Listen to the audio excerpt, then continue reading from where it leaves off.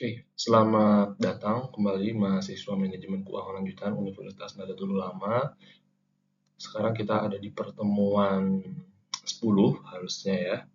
Ini Manajemen Keuangan 2, maksudnya Manajemen Keuangan Lanjutan. Kita masuk habis kita sebelumnya kita bahas pasar valuta asing atau pasar falas ya, dimana kita lagi juga booming nih terkait nilai rupiah yang makin melemah. Sekarang kita bahas yang namanya derivatif. Derivatif, apa sih itu derivatif? Nah, ini ada sambungannya ataupun ada kaitannya dengan materi-materi sebelumnya, baik pasar modal ataupun pasar falas atau pasar uang. Nah, derivatif itu salah satu bentuk transaksi yang bisa dimanfaatkan di dua pasar tersebut, pasar modal dan pasar uang. Nah, bisa dimanfaatkan oleh derivatif. Perilakunya namanya derivatif, seperti itu. Nah, next, apa itu derivatif? Ini memang harus pelan-pelan teman-teman ya, dan harus secara harfiah dipahami. Jadi secara umum, transaksi derivatif adalah sebuah kontrak secara bilateral atau perjanjian antara dua pihak untuk membeli dan atau untuk menjual sebuah aset finansial maupun komoditas pada tanggal tertentu di masa mendatang dengan harga yang sudah disepakati. Berarti kan sudah ada sebuah kontrak harga dan kontrak waktu. Nah, yang ditukarkan itu bisa aset finansial seperti uang, surat berharga, maupun komoditas seperti misalnya sawit, misalnya stroberi, misalnya kopi, misalnya coklat, cengkeh, pala, oli, timah, tembaga, ya, nikel. Itu yang secara umum ataupun sering dijumpai dalam sebuah transaksi derivatif ya. Nah, saat ini transaksi derivatif terdiri dari sejumlah acuan pokok atau underlying ya. Apa sih underlying itu? Nah, underlying itu salah satunya harus secara harfiah yaitu suku bunga, kurs tukar ya, kemudian komoditi ataupun equity dan indeks. Oke, akan kita bahas di yang slide selanjutnya. Instrumen keuangan derivatif bisa diartikan sebagai instrumen keuangan yang nilainya tergantung diturunkan atas suatu aset yang menjadi acuannya atau tanggungan apa ya bahasanya? Underlying itu bahasa mudahnya agunannya ya, agunannya yang menjadi agunannya. Underlying itu gampangnya agunan. Nah, ini yang pertama kita akan bahas forward nih. Forward artinya ke depan. Nah, instrumen forward merupakan instrumen keuangan derivatif yang paling tua. Artinya dia sudah mendahului transaksi derivatif dari derivatif lainnya yang baru muncul setelah ada forward. Nah, kontrak forward ini bisa dibedakan dengan kontrak spot. Kontrak spot kan teman-teman udah tahu ya. Kemarin pas di pasar falas kita sudah membahas kontrak spot atau spot itu apa? Spot itu ya ketika teman-teman datang ke dealer itu bisa bank, bisa toko emas dan sebagainya, toko komoditi ya. Teman-teman beli di harga itu di waktu itu, kas tunai saat itu. Itu namanya kontrak spot. Nah, beda dengan kontrak forward. Kontrak forward itu misalnya teman-teman membeli kurs spot harga saat itu ya. Dan 3 bulan forward adalah 9.000 per dolar. Saya membeli dolar spot dan dolar forward 3 bulan. Ini beda ya. Jadi teman-teman membeli di harga spot, tapi kontraknya ya di bulan ke-3, nggak di saat itu, seperti itu. Nah, kemudian kontrak future. Kontrak future sama-sama juga di masa depan ya. Kontrak future merupakan perjanjian antara pembeli dan penjual yang berisi hal-hal berikut. Pertama, pembeli future setuju untuk membeli suatu komoditas atau aset tertentu dari penjual future dalam jumlah tertentu dengan harga tertentu dan pada batas waktu yang telah ditentukan. Ini hati-hati. Batas waktu yang sudah ditentukan berarti ini sifatnya adalah kewajiban. Ya, kewajiban sifatnya. Jadi si pembeli wajib nih, apapun keadaannya, ketika sudah sampai pada waktu yang ditentukan, maka wajib untuk dipenuhi kewajibannya. Nah, si penjual future setuju untuk menjual, ya. Maka pas udah tanggal kejadiannya, mau harganya itu berapa, kalau udah jamnya dan haknya udah diterima, sesuai harga dan kesepakatan waktu yang berlaku, harus diserahkan barangnya. Misalnya, teman-teman, kita apa ya, yang relate apa ya?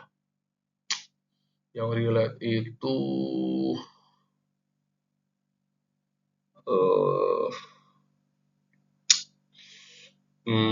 biji kopi deh, misal ya. Biji kopi. Misalnya teman-teman adalah seorang penjual biji kopi. Teman-teman janjian sama saya, Pak, saya mau jual biji kopi, atau Bapak mau nggak beli biji kopi? Oke, saya bakal beli biji kopi teman-teman. Tapi ntar ya, 3 bulan lagi. Berapa Pak harga yang ditawarkan? Misalnya saya ngelok, ya sudah, kita didilan saja. Di waktu nanti 3 bulan lagi, saya akan membeli 1 kintal, misalnya 1 kilo, seharga 500.000 misalnya. 500.000. 3 bulan lagi. Tapi teman-teman tahu bahwasanya harganya itu pada saat itu ya, pada saat hari itu perjanjian, harganya adalah sebesar 550.000 misalnya. Harganya adalah 450.000 misalnya. Jadi di hari teman-teman berjanji sama saya, harga kopi teman-teman dihargai per kilo 450, tapi di 3 bulan ke depan, saya bakal beli 500.000. Kan teman-teman mau dong? Oh, mau lah, sekarang 450.000, 3 bulan lagi 500, oke lah, cincai-cincai gitu. Di bulan ketiga, ternyata harga komoditi kopi naik, lagi viral dan lain sebagainya, ataupun lagi langka. Harga market, yang tadinya kan 450 teman-teman, di hari teman-teman berjanji dengan saya, yang udah dipahami ya. Di bulan ketiga ternyata harganya per kilo jadi 700.000 misalnya. Nah, maka ketika sudah ada kontrak future, teman-teman harus menyerahkan itu ke saya, dan saya hanya membayar 500.000, padahal harga marketnya adalah 700.000. Itu adalah transaksi future seperti itu. Ya, saya diuntungkan karena terdapat selisih harga dalam market. Saya dapat harga murah, tapi ketika harga turun juga saya akan ada resiko, bahwasanya misalnya saya bayar lebih mahal daripada harga pasar, dan teman-teman dihargai lebih mahal daripada harga pasar ketika harganya di pasar turun itu. Jadi win-win solution seperti itu ya. Oke, kontrak future bisa didefinisikan sebagai juga suatu kesepakatan kontrak tertulis antara dua pihak, pembeli dan penjual, untuk melakukan dan menerima penyerahan sejumlah aset atau komoditas dalam jumlah, harga, dan batas waktu tertentu. Tadi sudah saya jelaskan ya, contohnya ya. Oke, berbagai jenis komoditas dan aset keuangan untuk kontrak futures. Ini contohnya di US atau di Amerika. Biji-bijian dari gandum, jagung, oats, minyak kedelai, dan lain sebagainya. Ya, jadi di sana tuh ya diperdagangkan ya secara internasional. Gandum, jagung, oats, hewan seperti sapi, babi, ya, makanan, coklat tadi sudah saya sebutkan ya, kopi barusan kita contohkan, jus jeruk dan gula, serat ada kapas, logam ada tembaga, emas, platina, perak, minyak ada bensin, minyak pemanas, minyak mentah, minyak gas, kayu. Kemudian ada keuangan nih, ada valuta asing ya. Teman-teman bisa lihat tuh yang paling bawah mata uang pound sterling, dolar Kanada, franc Swiss, misalnya rupiah, yen Jepang, yuan Cina. Kemudian ada indeks pasar seperti IHSG, di luar negeri namanya S&P 500. Kemudian ada tingkat bunga atau surat utang, treasury bills, treasury notes, treasury bond. Itu salah satu yang biasa dilakukan pada kontrak future atau derivatif. Seperti itu teman-teman. Lanjut. Terminologi penting. Nah, suatu komoditas ataupun aset yang disetujui kedua pihak untuk dipertukarkan disebut underlying asset. Ya, Jadi tadi nih, berarti apa tuh underlying-nya? Underlying-nya adalah kopi. Tanggal yang ditetapkan untuk melakukan transaksi tersebut disebut dengan settlement date atau delivery date. Jadi ketika 3 bulan itu, di hari ketiga bulan datang itu namanya settlement date atau hari pencairan bahasanya lah ya. Harga yang telah disepakati oleh kedua pihak yang berkepentingan untuk melakukan transaksi disebut dengan future price. Jadi harga 500.000 di 3 bulan ke depan itu namanya future price. Seperti itu teman-teman. Lanjut. Pihak yang menyetujui kontrak untuk membeli aset yang menjadi patokan di kemudian hari disebut pemilik atau owner. Jadi pembeli saya adalah owner future, atau dikatakan sebagai mengambil posisi long future atau long position. Ya. Pihak yang menyetujui kontrak untuk dijual atau teman-teman yang jual kopi itu namanya short future atau short position. Seperti itu. Sejarah dan prinsip kontrak future. Barang atau komoditas yang terlalu lama disimpan atau tidak laku akan bisa menyebabkan produk yang dijual membusuk ataupun harganya jadi turun. Ya. Kondisi seperti ini dahulu memunculkan inisiatif dari para petani di Amerika dan Eropa untuk menemukan suatu mekanisme perdagangan komoditas pertanian yang bisa mengatasi hal tersebut. Ya, untuk mengatasi hal tersebut, maka selanjutnya menemukan suatu mekanisme perdagangan yang disebut kontrak future. Ini perbedaan kontrak forward dan kontrak future. Nah, ketika kontrak forward, pihak membeli long, ini market maker, ini bank ya, ataupun dealernya, ini penjualnya teman-teman. Tadi saya di sini beli kopi, teman jual kopi. Nah, kalau kontrak future, ini pembeli saya, terus ada perusahaan broker atau makelar. Nah, di sini ada supermarketnya. Nah, ibaratnya gini, lantai bursa itu supermarket, ya, atau mall ya. Perusahaan broker itu tenan-tenannya, ya, tenan-tenan di mall itu, ya. Ini pihak penjual sama ini perusahaan broker di tenan-tenan itu juga di suatu mall. Lantai bursa itu ya mallnya, kemudian lembaga clearing atau lembaga pencairan. Ini yang menjamin. Ya, jadi kalau kontrak future lebih panjang tapi lebih aman gitu ya, lebih aman. Kalau kontrak forward karena kontrak yang paling tua, jadi ya cenderung lebih sederhana, nggak ribet, tapi secara keamanan kalah dibandingkan kontrak future seperti itu. Mekanisme dan fungsi bursa kontrak future. Semua aktivitas dalam transaksi kontrak future yang sudah terstandarisir dilakukan dalam bursa yang terorganisir dengan bantuan sebuah lembaga clearing. Nah, tadi ya, lembaga clearing ya, exchange clearing house.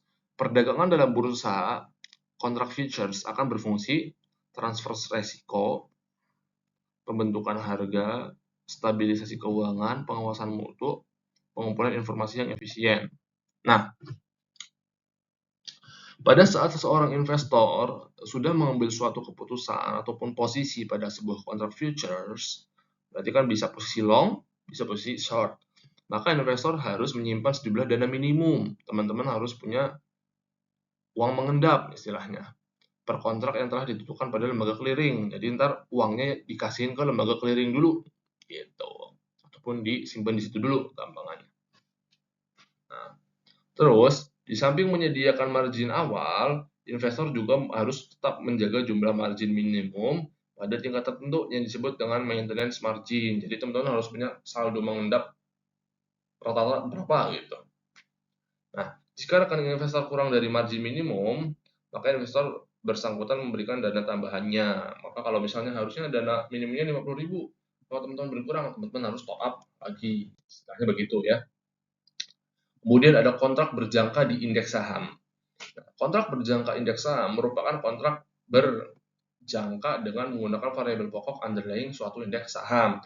Indeks saham itu di Indonesia ada apa saja? LQ45, kemudian JIIX, Jakarta Islamic Index, kemudian Kompas 100, dan lain sebagainya. Ini LQ45 Indonesia, mini LQ45 Indonesia, Dow ini Amerika, ini juga asing. Jadi teman-teman underlying asetnya itu indeks seperti itu ya. LQ future mini LQ future, Dow future, JPD ya, kalau nggak salah ya itu JP Morgan ya.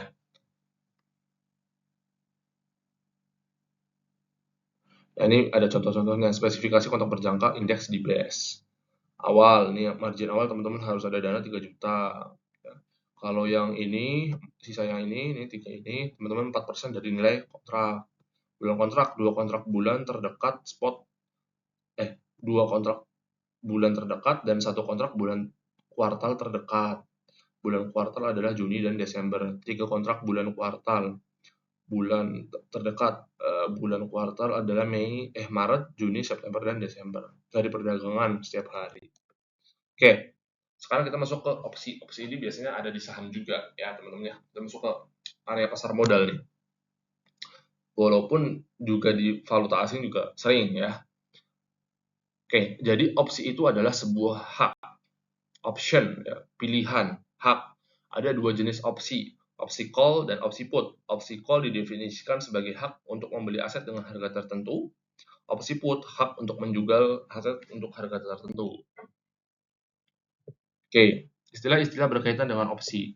Exercise price atau harga per lembar saham yang dijadikan patokan pada saat jatuh tempo. Jadi ketika tanggal mainnya datang, tadi ya 3 bulan misal, itu harganya berapa tuh? Itu ketika mau dieksekusi.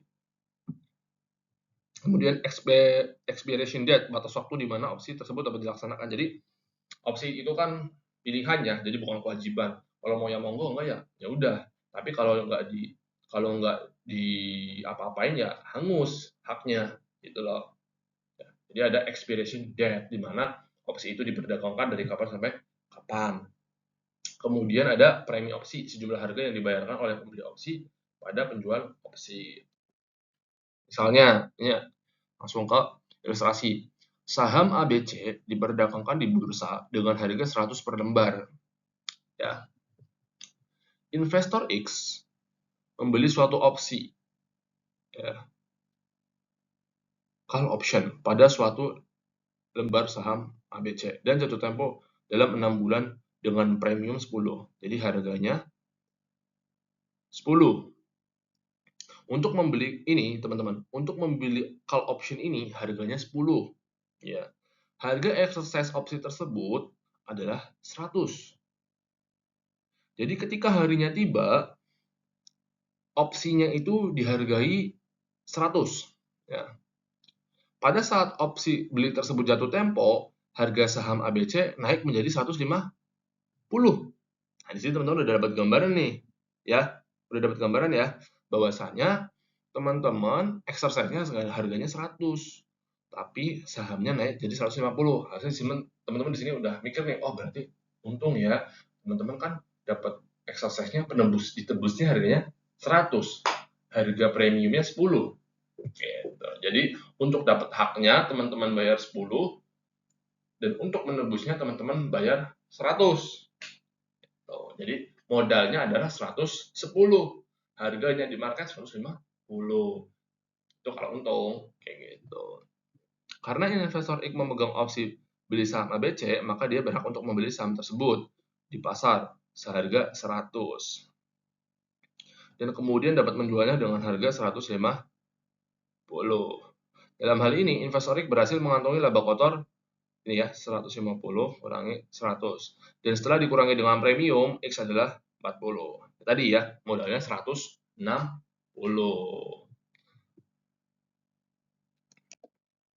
Jika demikian, maka ini udah bisa lah. Nah, sekarang put opsi ya. Investor X membeli suatu lembar opsi jual pada selembar saham ABC dengan jangka waktu jatuh tempo 6 bulan. Tadi beli ya, sekarang jual. Harga exercise opsi tersebut adalah 100, premiumnya 10. Misalkan pada saat jatuh tempo, harga pasar ABC adalah 75, teman-teman. Nah, teman-teman dapat harga jual 100, harga marketnya 75, otomatis teman-teman untung atau rugi? Jelas untung ya, karena teman-teman berhak mendapat 100, padahal harga marketnya saat itu adalah 75. Kurang lebih kayak gitu intinya ya. Hal ini sangat menguntungkan investor X karena dia dapat membeli saham ABC di pasar seharga 75. Dia dapat harga 75 ya, tapi dia sudah dijanjikan harga yang bakal dibeli adalah 100 gini. Jadi gini, saya mau melakukan put opsi jual. Untuk mendapatkan hak put opsi, saya keluarin modalnya 10 perak. Ya, 10 perak saya dapat nih. Oke, ketika jatuh temponya datang, harga exercise-nya adalah 75 di pasar harga sahamnya. Harga sahamnya 75. Sedangkan saya dapat hak karena membeli put opsi itu, saya dapat hak ketika dijual itu harganya 100. Gitu. Jadi untung 25, harusnya untungnya 15 ya karena dikurangi biaya ini memperoleh hak put opsinya. Gitu. Ini ada kontrak opsi saham. Nah, tapi itu kurang lebih sama ya, seperti put or call option itu sama. Sekarang swap. Swap itu menukar ya. Nah, tukar menukar atau yang lebih dikenal dengan swap dalam dunia keuangan merupakan suatu instrumen derivatif di mana terdapat dua pihak saling menukar satu aliran arus kas dengan arus kas lainnya. Pihak tersebut bisa dua perusahaan atau dua lembaga keuangan, dua bank atau dua peminjam. Istilah swap ini sebenarnya berasal dari bahasa Inggris, namun istilah ini digunakan di Indonesia. Swap ini seringkali digunakan sebagai suatu instrumen untuk mitigasi risiko ya. Nah, manajer keuangan internasional menggunakan swaps untuk mengatur pendanaan yang kompleks dan inovatif. Di samping itu, penggunaan swap juga bertujuan untuk mengurangi biaya-biaya pinjaman ya, dan meningkatkan kontrol atas risiko tingkat bunga dan fluktuasi. Ini menukarkan interest ya atau surat utang. Langsung kita ke contoh penggunaan derivatif. Untuk menjaga kestabilan harga bahan baku produk sambal pedas, Indofood menawarkan kontrak berjangka 1 tahun pada petani dan akan membeli cabai merah dengan kualitas standarnya Indofood dengan harga 3.000 per kilogram. Jadi tawarin ke petani, ya. Kontraknya 1 tahun. Khawatir dengan terus naiknya harga karet alam dunia, Goodyear produksi ban tuh, teman-teman kalau lihat ban mobil itu namanya Goodyear, salah satu produksinya, membeli kontrak berjangka komoditas karet di bursa Malaysia, itu juga bisa. Jadi, wah ini harga karet diperkirakan diramal nih naik 20 kali lipat nih beberapa tahun ke depan. Maka yaudah kita beli di harga sekarang, di harga tertentu, di masa tertentu untuk mengurangi resiko di tadi ramalan yang tadi tuh. Seperti itu. Kemudian bisa juga karena tidak puas dengan dividen atau bagi hasil suatu perusahaan, teman-teman selaku investor bisa membeli hak untuk membeli saham dengan harga tertentu yang diharapkan lebih rendah dari harga selama periode tertentu. Jadi opsi ya. Ini juga ada PT Ali merugi menggunakan mekanisme currency swaps untuk memperoleh angsuran minimum dari penggunaan pinjaman luar negeri dalam bentuk USD ke JPY atau sebaliknya. Jadi yang tadinya USD si PT Alim tukar ke JPY karena kalau pakai USD bunganya lebih tinggi. Oke. Tapi kan tetap ada biaya penukarannya. Cuma tadi, apakah biaya penukarannya lebih murah daripada biaya bunga yang harus ditanggung ketika teman-teman pakai USD? Banyak spekulator yang memperoleh capital gain jangka pendek pada yang penting akan melakukan IPO. Ini warrants itu sama kayak opsi beli. Bonus lah, warrant itu bonus. Jadi kalau teman-teman beli suatu saham, teman-teman dapat warrant. Gitu. Warrant itu nanti bisa ditebus. Seperti itu teman-teman. Ya, itu adalah derivatif. Nah, teman-teman sebagai manajer keuangan, teman-teman biasanya kalau kayak gini tingkatnya udah perusahaan multinasional nih, perusahaan-perusahaan modal asing biasanya menggunakan transaksi-transaksi ini untuk memitigasi atau melindungi nilai aset perusahaan. Nah, sekarang tugas teman-teman adalah mencatat ini, merangkum ini, dan menempelkannya di Google Form. Seperti itu aja. Semoga bermanfaat. Saya akhiri. Wassalamualaikum warahmatullahi wabarakatuh.